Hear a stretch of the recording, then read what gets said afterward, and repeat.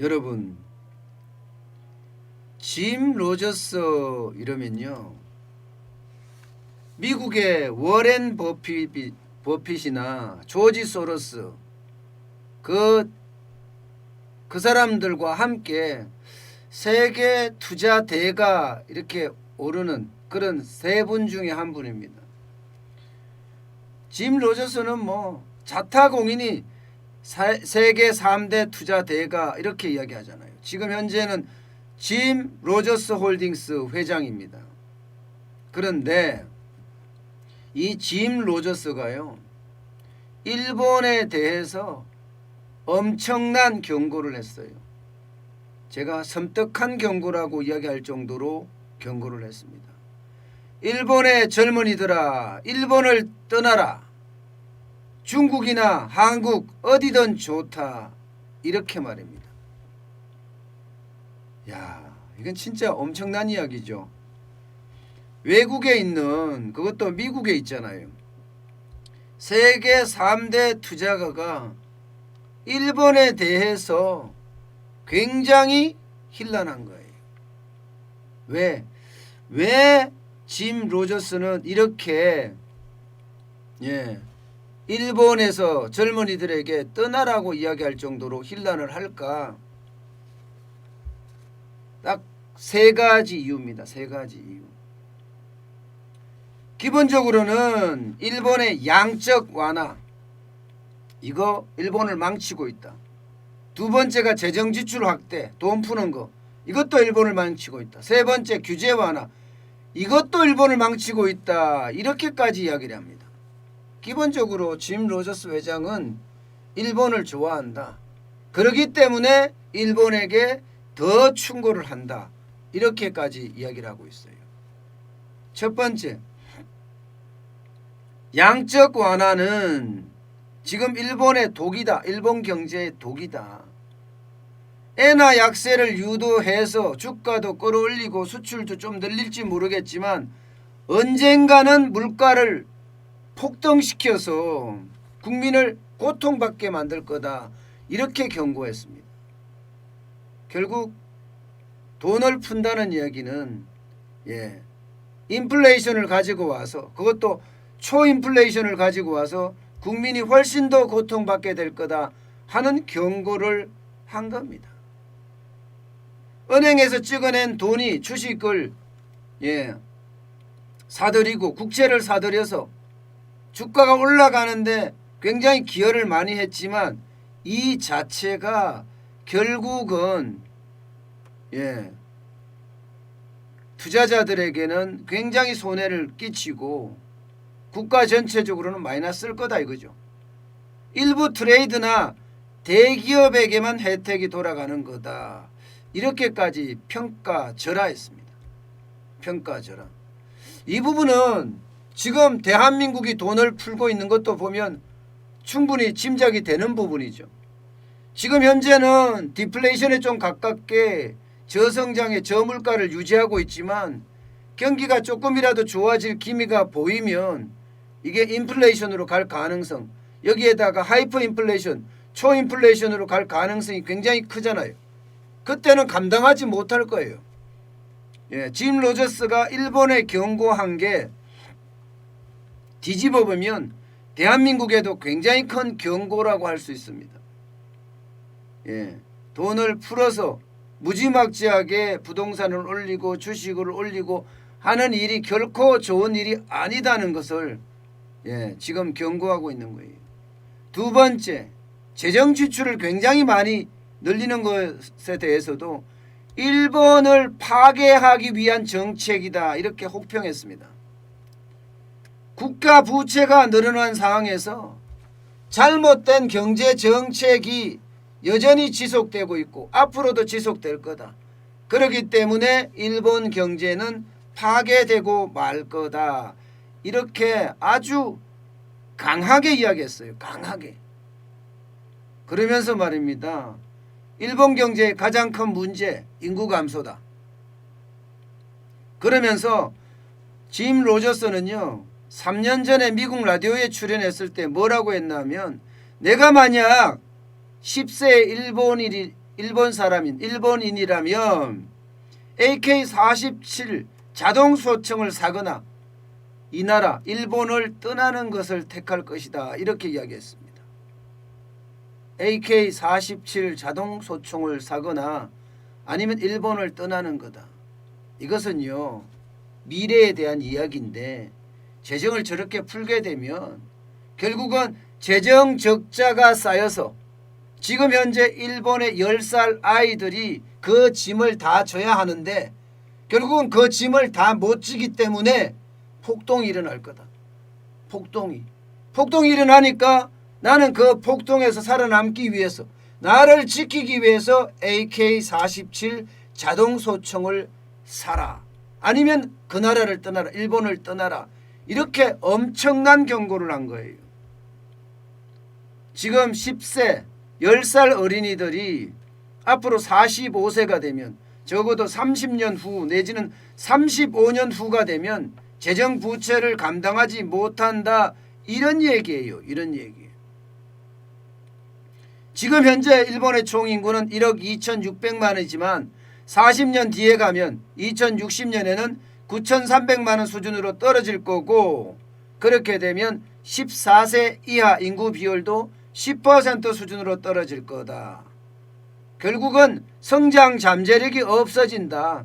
경제 활동 인구가 줄어들기 때문에 부양해야 될 노령 인구는 많아지고 결국 일본은 무너진다는 거예요. 우리도 여기에는 좀 별로 다른 점이 없죠. 우리도 마찬가지. 우리는 베이비 부머 세대라는 게 있습니다. 일본도 비슷합니다. 베이비 부머 세대가 있습니다. 뭐 같이 전쟁을 했으니까 그 당시에. 일본은 태평양 전쟁을 일으켰고요. 그러면서 남자들이 많이 나가서 죽었잖아요. 그 이후에 베이비 부머 세대들이 있습니다. 우리는 6.25 전쟁을 겪으면서 일본의 어떤 태평양 전쟁도 우리 남자들이 많이 겪었지만 뭐 여자들도 많이 겪었죠. 태평양 전쟁 때는. 6.25 때도 마찬가지.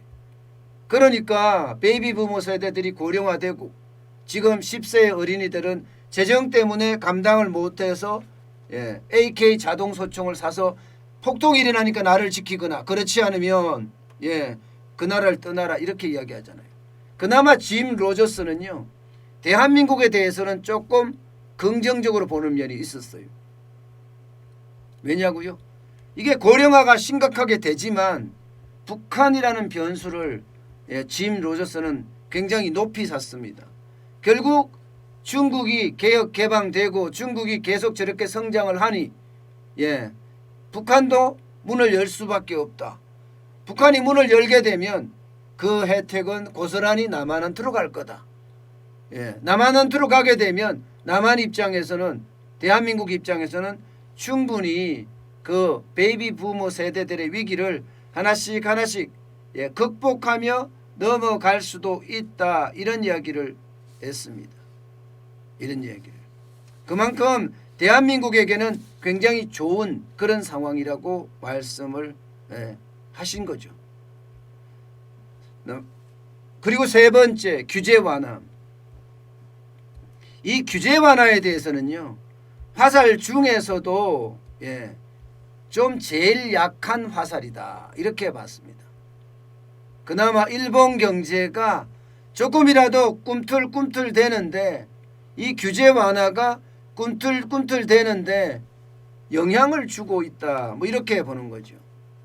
그렇지만 이게 자칫 규제 완화가 다른 방향으로 가게 되면 오히려 일본 경제를 망칠 수도 있다. 유통기업에게 어떤 혜택을 너무 많이 주게 되잖아요. 그렇게 되면 재정에 대한 악화를 불러올 수 있고 이 유통기업이 일본 내에서 활성화가 돼야 되는데 그렇지 못하고 오히려 다시 나가는 그런 결과를 가지고 온다는 것도 오히려 일본에게는 더 충격을 줄 수 있다. 이렇게 이야기했습니다. 그러면서 아베 총리의 어떤 경제 정책을 그대로 이어받은 스가 총리는 결국 일본에게 더 아픔을 줄 거다. 때문에 아베 총리를 계승한 스가 총리는 빨리 퇴진을 해야 한다. 그래야지만이 일본이 살아난다. 그래야지 100년 후에 일본도 살아있을 거다. 그렇지만 스가 총리가 개성하는 한 일본어는 없고 일본어 사용하는 사람도 없게 되면서 자연스럽게 100년 후면 멸망하게 될 거다. 이렇게 이야기하고 있어요. 멸망하게 될 거다. 아주 강력한 hin란이죠. 기본적으로는 짐 로저스가 일본을 굉장히 좋아하는 사람이다. 그렇기 때문에 일본에 이렇게 아주 강하게 이야기하는 거다. 이렇게 이야기를 하지만 결국 일본 경제가 지금 이대로 계속 간다면 멸망의 수순으로 간다. 그런 이야기를 늘어놓은 거예요. 때문에 그에 대한 대안으로 정부 지출을 줄여라. 정부 지출을 줄이고 이민자를 받아들여라. 순혈주의는 이제 끝났다.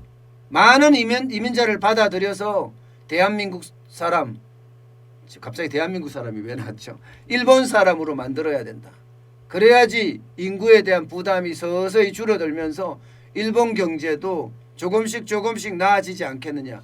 그렇지 않으려면 일본 젊은이들 빨리 일본 밖으로 떠나야 한다.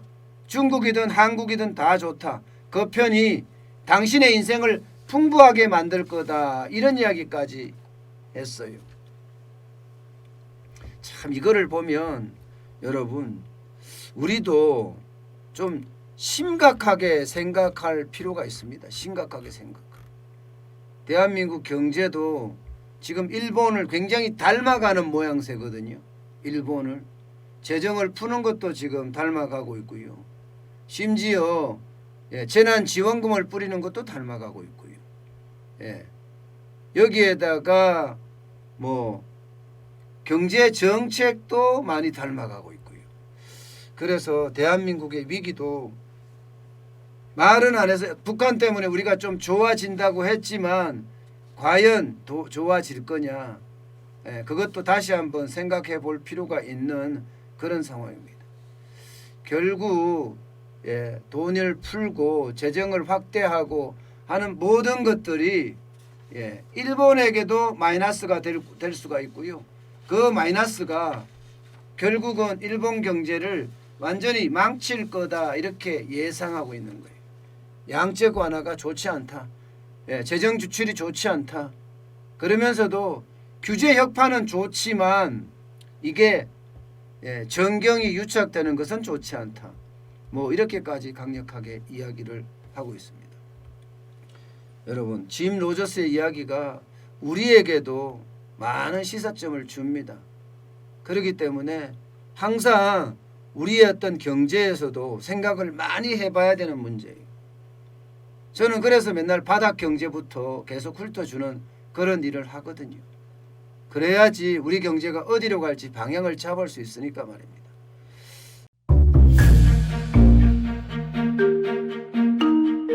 세종대왕과 샤넬 넘버5 벤츠 자동차의 최고급 기종인 마이바흐의 공통점을 아시나요? 바로 침향입니다. 침향이란 동남아시아에서 자생하는 침향나무가 상처를 입었을 때 스스로를 보호하기 위해서 분비시키는 침향나무의 진액입니다. 진침향은 태국산 침향과 러시아산 녹용, 그리고 국산 홍삼, 백봉령, 산수유, 당귀, 숙지향, 꿀로 이루어진 침향환으로 만성 피로나 또 스트레스, 기력이 저하된 직장인분들, 또 수험생들, 연세 드신 어르신분들이 드시면 좋은 환입니다. 진침향 여러분들께 자신있게 권해드립니다.